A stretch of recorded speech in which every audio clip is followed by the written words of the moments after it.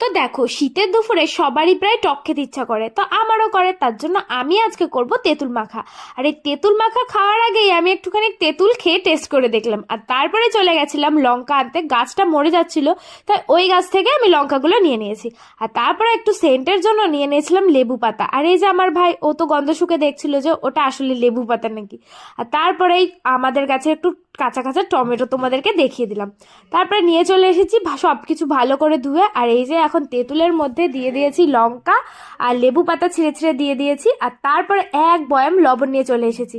ওর মধ্যে থেকে সামান্য পরিমাণে লবণ দিয়ে ভালো করে এখন আমি চটকাতে শুরু করেছি। আর তারপরে সামান্য জল দিয়ে খুব ভালো করে মাখিয়ে নিলেই আমাদের রেডি তেঁতুল মাখা। আর আমি তেঁতুল মাখা যতক্ষণ করছিলাম, এরা তো সবাই হামলা দিয়ে বসেছিল যে কতক্ষণে খাবে। দেখো দেখতে কতটা লোভনীয় লাগছে না? তোমাদের কার কার জিভে জল আসলো তেঁতুল মাখা দেখে আমাকে কমেন্টে জানিও। ভালো লাগলে আমার ভিডিওটা লাইক শেয়ার করে দেওয়া, আমার চ্যানেলটা সাবস্ক্রাইব করে দেওয়া। বাই।